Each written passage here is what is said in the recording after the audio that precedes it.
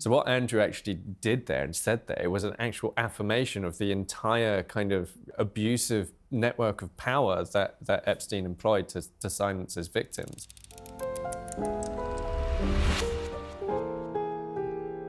Welcome to Royal Exclusive Rewind, where we delve back into the files and relive some of the highlights and lowlights of royal family history.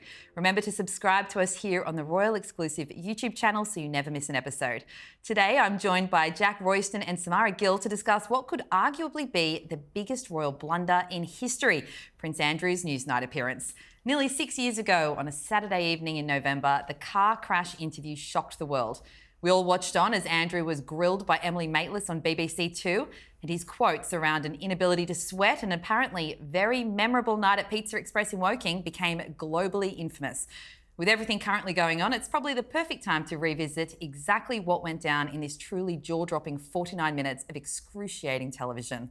Jack, Samara, thank you for being here. Hello. Hello. As I said, an excruciating 49 minutes of television that I'm sure we all remember pretty well. Jack, I'll start with you. November 2019. Where were you when you saw this interview, and what was your reaction in that moment? So this was broadcast in the evening, so I was at home watching it, and it was just defied belief. I mean, it was very dramatic because it did get announced beforehand, and so we'd known for several days that it was going to be broadcast, and there was a part of me that kind of expected someone at the palace to come in and kill it and stop broadcast. I was like, I kind of genuinely questioned, is it actually a good idea to start plugging this now and give the public a chance to react to how terrible an idea this obviously is? And I did wonder whether the palace might manage to pull it, but obviously it went ahead, and it was even more excruciating than I had imagined it would be. Samara, social media had an absolute frenzy with some of the claims that were made in this interview. What do you remember seeing about that all happening online?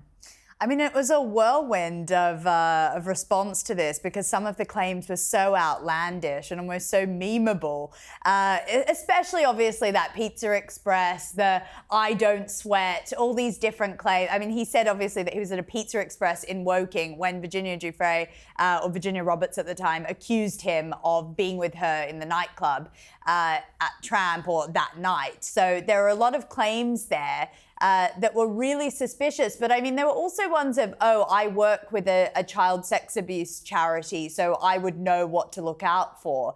But then also, describing Jeffrey Epstein's house like a train station of people coming and going, things that just don't measure up when you put them together in one interview.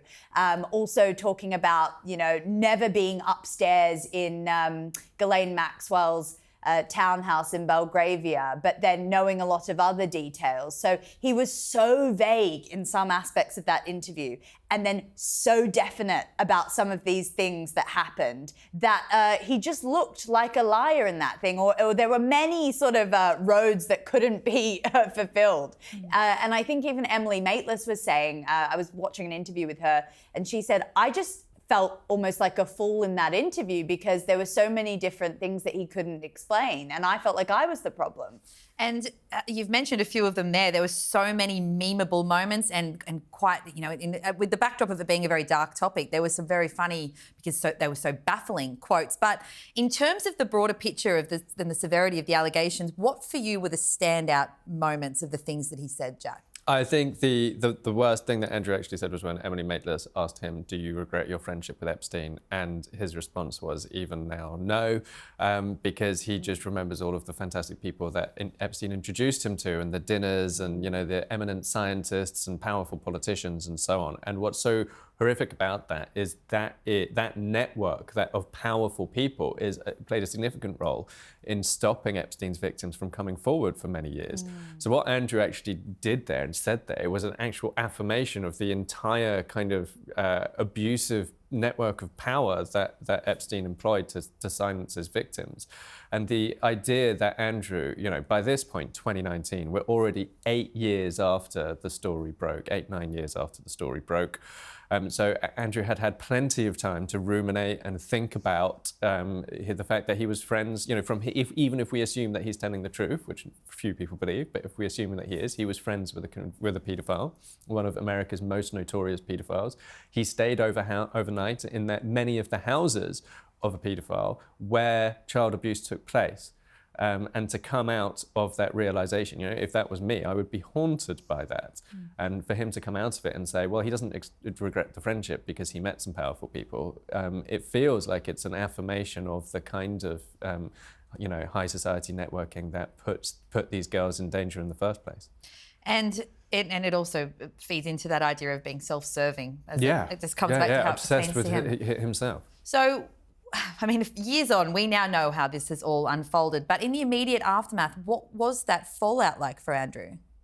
There was massive fallout. I think people just took him as a joke. I think he was really, his true self was on display in that interview. And I think people were expecting something different. People were expecting a more polished version of him, a more astute, stoic, royal version of him. But what came across was an entitled man who was living in his own sort of world and didn't actually understand all the repercussions of what he had been involving himself in.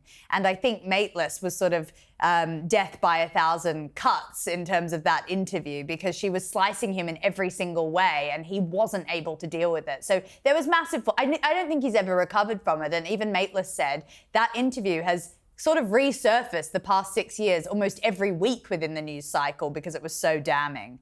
Yeah, absolutely. Jack, do you agree? Yeah, 100%. And obviously, one moment when it resurfaced very recently was when we learned that actually, Andrew definitively did mislead Emily Maitlis in one respect, which is we now have an email that Andrew sent to Jeffrey Epstein in February 2011, in which he said, the scandal had just broken in the papers in Britain. He'd also recently been photographed walking through Central Park with Epstein in December 2010, so a few months earlier. Now, Andrew told Emily Maitlis that he flew to New York, December 2010, stayed overnight in Epstein's house, walked with him through Central Park where they were photographed because he went to break off his friendship with Jeffrey Epstein. He had already kind of stopped seeing him, but he wanted to fly out there because he was so honourable and formally end the friendship. He actually said he was too honourable. And we now know that the February 2011, as the stories were coming out in the papers, he sent Epstein an email saying, well, I'm more worried about how this is affecting you. We're in this together. We'll just need to rise above it and we'll play again soon. And those last few words being particularly haunting, we'll play again soon. Now, this was obviously the most we'd heard from Andrew in a big chunk. In the years that have followed, we know so much more about this story. But at the time, this was extraordinary to hear a royal sit down and speak about these personal allegations for almost an hour. What was your impression of Prince Andrew as a person, or what did you know about him prior to watching that interview? We'll start with you, Jack. Well, there was always this idea that he was, he went down badly. We'd known that he went down badly as a trade envoy, that he'd ruffled feathers in the diplomatic corps, and that he had this reputation for being a bit of an ego and being a little bit arrogant. But you kind of also you do expect that he's going to have war games this, like rehearsed it, come out with polished answers, and certain things like not expressing any sympathy for Epstein's victims are inexplicable. Like, it's absolutely inexplicable that he walked into that interview and didn't express any sympathy for Epstein's victims. Epstein having been convicted, he'd been pleaded guilty, in fact, to soliciting a minor for prostitution. So there's no doubt about whether Epstein was a child abuser. Even to this day, I find it inexplicable that he came across as such, almost like a caricature of what we knew him to be like. We did know he was a, arrogant, blustering ego. But I didn't actually expect him to be entirely the stereotype of himself. Yeah, and Samara, your view? I mean, I always knew him as Mummy's favourite. He was famously the Queen's favourite child. The Queen absolutely loved him and adored him, and I think that's probably why he wasn't so dragged through the coals while the Queen was still alive. That's just my opinion there.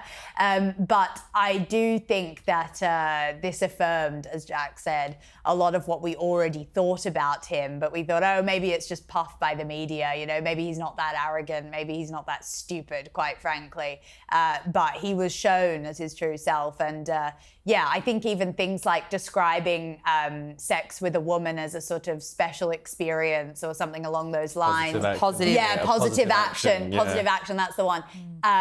revealed him to be a total creep. I mean, when I was rewatching it even last night, I was just like, ugh. It's very creepy, isn't it? Yes. Very creepy. I always, well, you've just touched on it there, mentioning that he was, Mummy's favourite child, and that seems to be quite well documented. The late Queen was very fond of her son. What do you think she would think of how it's all played out since then? Because it's been reported that she approved that interview, and you'd have to assume that she had. One of her staff was in the interview, was in the room, her press secretary. So yeah, I mean, there's this dumb doubt over exactly what she knew about exactly did she know it was going to be an hour on Epstein? She knew that an interview was going to be happening, but she might not have known it was going to be an hour on Epstein. Because you've got to bear in mind, Charles in 1994 did a big sit-down interview with Jonathan Dimbleby, in which they addressed the what at the time was a rumour that he'd had an affair with Camilla behind Diana's back. And it was one line, it was an entire interview about how great Charles was. And then there was one question, and were you always faithful to your wife? And he said, of course, up until things had broken down irreparably. And that was it.